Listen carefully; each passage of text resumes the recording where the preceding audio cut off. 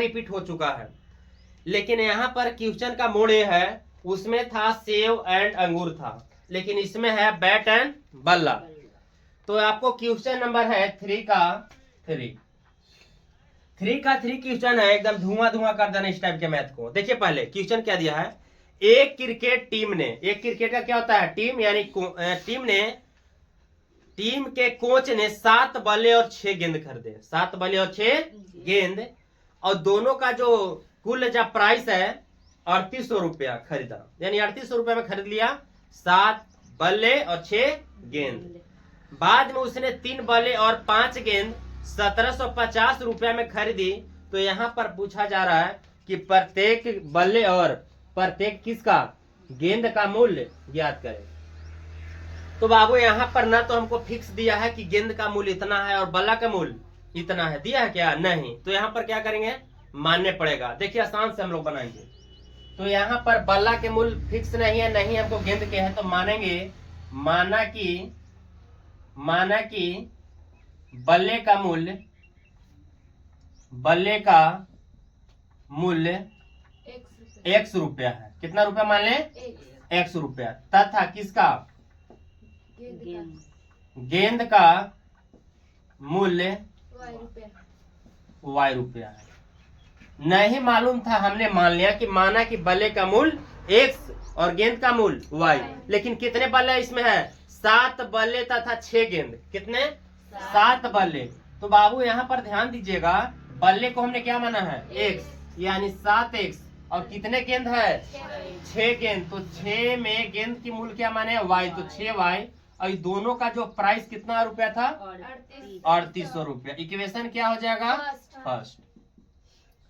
पुनः हम लोग चलेंगे, पुनः किससे चलेंगे, तो प्रश्न से चलेंगे। यहां से हम लोग चल रहे थे, प्रश्न से चल रहे थे, प्रश्न से।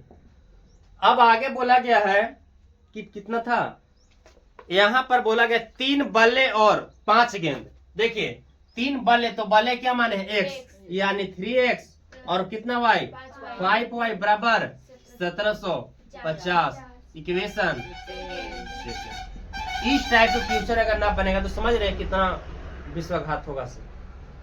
तो यहाँ पर एक है 7x प्लस 6y बराबर 3800, और दूसरा है 3x प्लस 5y बराबर 1700। अब हमको किस विधि से बनाना है, तो प्रतिस्थापन विधि से। आपको पहले ही बोल दिया गया है, तो प्रतिस्थापन विधि से बनाना है।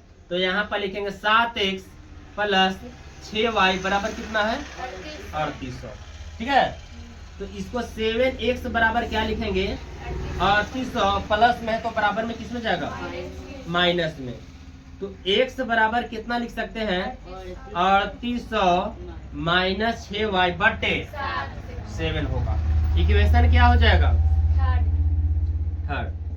आइए अब यहाँ से जो हम लोग चलने वाले हैं, यहाँ पर मेन तरीका क्या है, फर्स्ट सेकेंड थर्ड। तो यहाँ पर लिखेंगे समीकरण 2 में किसका मान, x का मान रखने पर, क्योंकि x का मान निकला हुआ है, लेकिन ऑलरेडी निकला हुआ नहीं है, प्रतिस्थापन विधि से ही निकाला गया है। ठीक है, और 3800 माइनस 6y बटे 7, फिक्स x का नहीं आया। ठीक है, समीकरण 2 क्या है, यहाँ पर है, तो इसको लिखेंगे 3x प्लस 5y बराबर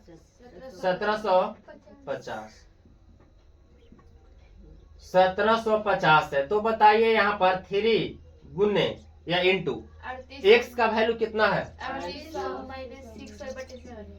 6y बटे 7 और प्लस 5y बराबर 1750। अब यहाँ पर सबसे आसान रहेगा कि मल्टीपल कर दीजिए। तो 38 में 3 से करेंगे तो 00, 28, 24, 3 3 9 2 11, 11,400, और माइनस 3 छके 18 y बटे, और यहाँ पर प्लस में बटे कुछ ने क्या मान लेंगे, 1।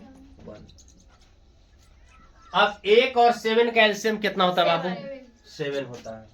तो इस 7 से 7 काट गया था, पूरा क्या उतार सकते हैं, 11,400 माइनस 18y और प्लस 1 में अगर 7 से करवाओ, देखो पहले 7 बार में कटेगा जी, तो 7 बचे 35, जितना बार में कटेगा उतना में हमसे गुना कर देना है, यानी कितना हो जाएगा 35। ये आपको है खुद। यहाँ पर क्या हो जाएगा, यानी 11,400 और देखिए 35 में से 18 घटाएं कितना बचेगा 17y।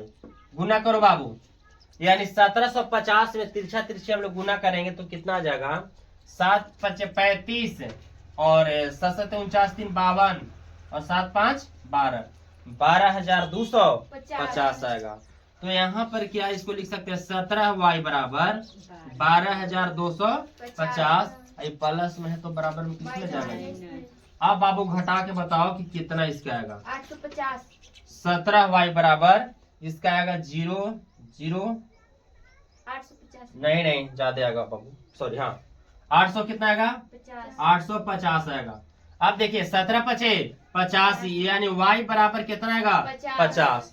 y के मान मेरा आया 50, तो क्या यहाँ पर लिख सकता हूँ समीकरण क्या में, 3 में, समीकरण 3 में किसका मान y का मान होगा जी, समीकरण 3 में।